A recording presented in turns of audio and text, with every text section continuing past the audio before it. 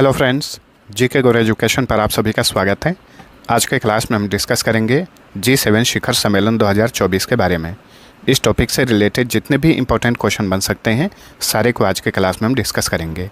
तो वीडियो को पूरा देखिए और आप सभी को वीडियो पसंद आएगा तो लाइक और शेयर ज़रूर करना। तो अब चलिए शुरू करते हैं। आज का हमारा पहला क्वेश्चन है, G7 शिखर सम्मेलन 2024 का मेज़बान देश कौन है? इस बार का मेज़बान देश है इटली। और इस बार G7 शिखर सम्मेलन ये कौन सा संस्करण है वो भी याद रखिएगा। ये 50वां संस्करण है जिसका मेज़बान देश इटली है। पूछे कि इटली के किस शहर में इसका आयोजन किया गया, तो इटली के अपुलिया राज्य के फसानो शहर में इसका आयोजन किया गया। कब से कब तक किया गया?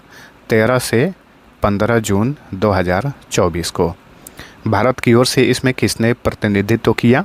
भारत के प्रधानमंत्री नरेंद्र मोदी ने। ठीक है, तो प्रधानमंत्री नरेंद्र मोदी ने G7 समिट के आउटरीच सत्र में हिस्सा लिया।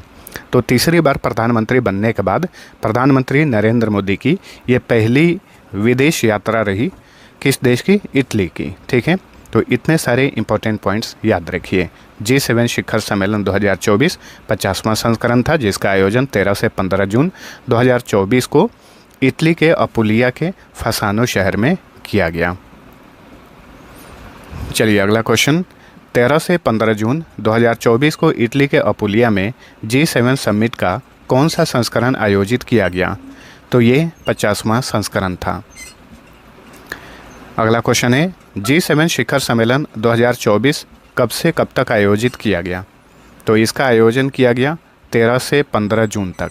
13 से 15 जून 2024 को इस बार का शिखर सम्मेलन आयोजित किया गया इटली के अपुलिया में। ठीक है, G7 शिखर सम्मेलन 2024 की अध्यक्षता किसने की? Very important question. तो देखिए, G7 जो है हर साल इसमें 7 सदस्य देश हैं। बारी बारी से इन सभी देशों में हर साल इस सम्मेलन का आयोजन किया जाता है। जिस देश में इसका आयोजन किया जाता है उस देश के जो प्रमुख होते हैं, या तो प्रधानमंत्री या तो राष्ट्रपति जो प्रमुख होता है वो इसकी अध्यक्षता करता है। तो इस बार जॉर्जिया मेलोनी जो हैं ये इटली की प्राइम मिनिस्टर हैं। जॉर्जिया मेलोनी द्वारा G7 समिट 2024 की अध्यक्षता की गई। याद रखिएगा, जॉर्जिया मेलोनी इटली की प्राइम मिनिस्टर हैं। इटली के राष्ट्रपति हैं सर्जियो मैटेरेला। सर्गियो भी लिखा जाता है, सर्जियो मैटेरेला ये इटली के राष्ट्रपति हैं। ठीक है, तो जिस तरह से भारत के राष्ट्रपति द्रौपदी मुर्मू हैं उस तरह से इटली का राष्ट्रपति हैं सर्जियो मैटेरेला।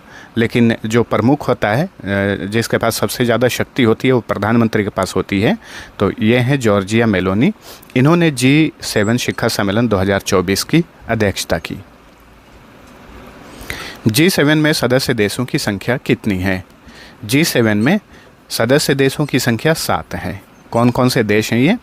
तो ये है जर्मनी, याद रखिएगा, जर्मनी, यूनाइटेड किंगडम यानी ब्रिटेन, फ्रांस, इसके अलावा कनाडा,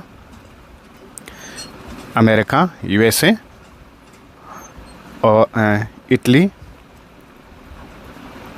और जापान। ठीक है, ये 7 देश इसके सदस्य देश हैं। इसमें आपको EU भी दिखाई देता होगा, यूरोपियन यूनियन, यूरोपीय संघ। तो देखिए, हर साल ये शिखर सम्मेलन में कंपलसरी हिस्सा लेता है, लेकिन G7 का ये सदस्य नहीं है। लेकिन शिखर सम्मेलन में EU जो है हिस्सा जरूर लेता है। भारत ने हिस्सा लिया, भारत को क्योंकि आमंत्रित किया गया था। तो G7 में सदस्य देशों की संख्या 7 है। G7 का मुख्यालय कहाँ पर है? देखिए, G7 जो है ये एक ऐसा संगठन है जिसका कोई भी औपचारिक चार्टर या फिर मुख्यालय नहीं है। जिस साल जिस देश में इस सम्मेलन का आयोजन किया जाता है उस देश में उस समय एक जगह फिक्स किया जाता है, वहाँ पर सम्मेलन का आयोजन किया जाता है। इसलिए इसका कोई भी औपचारिक मुख्यालय या सचिवालय नहीं है। G7 शिखर सम्मेलन प्रत्येक कितने साल पर आयोजित किया जाता है? हर साल इसका आयोजन किया जाता है। ठीक है, यानी 1 साल पर इस सम्मेलन का आयोजन किया जाता है। इस बार का ये सम्मेलन का 50वां संस्करण था। पूछे कि पिछले साल 49वें संस्करण का आयोजन कहाँ पर किया गया था, तो जापान के हिरोशिमा शहर में, हिरोशिमा, जहाँ पर परमाणु बम गिराया गया था यूएस द्वारा। निम्न में से कौन सा देश G7 का सदस्य नहीं है? पूछ रहा है नहीं है, तो तुर्की जो है, जिसका अब नया नाम तुर्कीये है, ठीक है, तो आप कहीं पर भी तुर्कीये लिखिएगा, तुर्की मत लिखिएगा, नहीं तो आंसर गलत हो जाएगा। तुर्की अब इसका नया नाम है।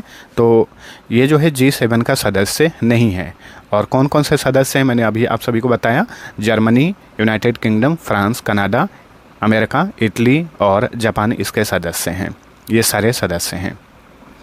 भारत भी G7 का सदस्य नहीं है। तो कई बार क्वेश्चन पूछता है कि भारत जो है निम्न में से किस संगठन का सदस्य नहीं है, तो याद रखिएगा G7 या फिर आसियान, ये ऐसे संगठन है जिसका सदस्य भारत नहीं है। ठीक है, चलिए अगला क्वेश्चन, G7 क्या है?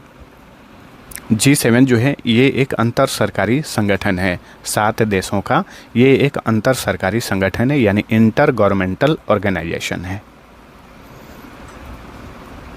G7 का विस्तृत रूप क्या है? G7 का फुल फॉर्म होगा group of 7, group of 7। G7 का गठन कब किया गया था? तो देखिए G7 का गठन किया गया था 1975 में। लेकिन अगर क्वेश्चन पूछे कि 1975 में G7 का गठन किस नाम से किया गया था, तो G6 के नाम से किया गया था। और ये कौन से 6 देशों ने इसकी स्थापना की थी? तो France, Italy, Japan, United kingdom, America और जर्मनी, ये 6 देश थे जिन्होंने 1975 में G6 नाम से इस संगठन की स्थापना की थी। बाद में चलकर 1976 में इसमें कनाडा शामिल हो गया, कनाडा इसका सदस्य बन गया। तो 1976 से इस संगठन को G7 के नाम से जाना जाता है। ठीक है, तो ये भी एक क्वेश्चन बना कि पूछे कि G6 जो संगठन 1975 में बना था, इसे G7 के नाम से कब से जाना जाता है? तो 1976 से, क्योंकि 1976 में इसमें कनाडा शामिल हुआ। और 1977 में, ये भी ध्यान रखिए, 1977 से इसमें यूरोपियन यूनियन भी हिस्सा लेता है। चलिए अगला क्वेश्चन, 1975 में G7 का गठन किस नाम से किया गया था? G6 के नाम से। ठीक है, प्रथम G7 शिखर सम्मेलन कहाँ पर आयोजित किया गया था?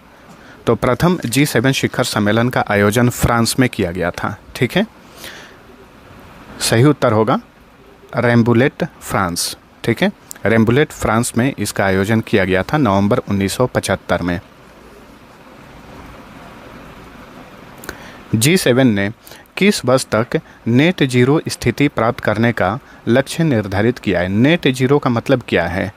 जीरो कार्बन उत्सर्जन। ठीक है, तो G7 देशों ने किस वर्ष तक जीरो कार्बन उत्सर्जन का लक्ष्य प्राप्त करने के लिए, मतलब ये एक सीमा निर्धारित किया है 2050 तक। Option B right answer. यहाँ पे 2 इंपॉर्टेंट पॉइंट्स और याद रखिए, भारत ने 2070 तक नेट जीरो स्थिति प्राप्त करने का लक्ष्य निर्धारित किया है। वहीं चीन जो है भारत का पड़ोसी देश, ये 2060 तक नेट जीरो स्थिति प्राप्त करने का लक्ष्य निर्धारित किया है। वहीं G7 देशों ने 2050 तक नेट जीरो स्थिति प्राप्त करने का लक्ष्य निर्धारित किया है। 49वां G7 शिखर सम्मेलन 2023 कहाँ पर आयोजित किया गया था? जापान के हिरोशिमा में। पिछले साल मई 2023 में जापान के हिरोशिमा में 49वें G7 शिखर सम्मेलन का आयोजन किया गया था। लगातार तीसरी बार प्रधानमंत्री बनने के बाद पीएम मोदी ने जिस देश की अपनी पहली विदेश यात्रा की वह है, तो वो इटली है। ठीक है, और यहीं पर G7 का आयोजन किया गया जिसमें पीएम मोदी ने हिस्सा लिया। भारत को ध्यान रखिएगा अतिथि के रूप में, विशेष अतिथि के रूप में आमंत्रित किया गया था, और भी देशों को आमंत्रित किया गया था। रूस किस वर्ष G7 समूह से अलग हो गया? देखिए एक समय हुआ करता था कि रूस भी G7 का सदस्य था, उस समय G8 के नाम से इसे जाना जाता था। रूस 2014 में इससे अलग हो गया, तो फिर से इसे G7 के नाम से जाना गया। देखिए G7 में रूस 1997 में शामिल हुआ, तो 1997 से G8 के रूप में जाना जाता था 2014 तक। और 2014 में जैसे रूस इससे अलग हो गया, तो फिर से इसे G7 के नाम से जाना जाने लगा। ठीक है, क्रीमिया पर, यूक्रेन में जो क्रीमिया एक जगह है ना, उधर रूस ने हमला किया था, उस विवाद के कारण जो है रूस को इस संगठन से अलग कर दिया गया 2014 में। इटली में आयोजित G7 शिखर सम्मेलन में किन दो देशों के बीच 10 साल के लिए द्विपक्षीय सुरक्षा समझौते पर हस्ताक्षर किए गए? वेरी इंपॉर्टेंट क्वेश्चन है।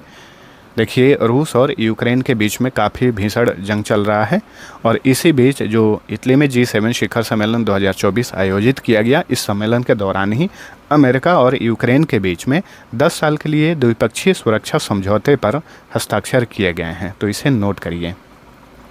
चलिए अगला क्वेश्चन, भारत निम्न में से किस संगठन का सदस्य है? इसमें से देखिए G8 तो अब है नहीं, G7 है तो इसका भारत सदस्य नहीं है, G20 का भारत सदस्य है, आसियान का भारत सदस्य नहीं है। तो इस क्वेश्चन का राइट आंसर होगा ऑप्शन नंबर सी, ठीक है, G20 का सदस्य है भारत। 1997 से 2014 तक G7 समूह को किस नाम से जाना गया? तो G8 के नाम से जाना जाता था जब तक इसमें रूस था।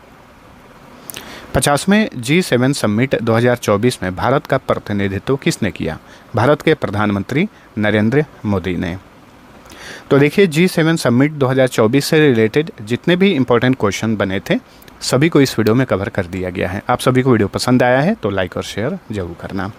अब आप सभी के लिए क्विज रहेगा, G6 समूह G7 कब बना? इसका आंसर आप सभी लोग नीचे कमेंट करके बताइए। अब चलिए मिलते हैं अगले वीडियो में, तब तक के लिए टेक केयर।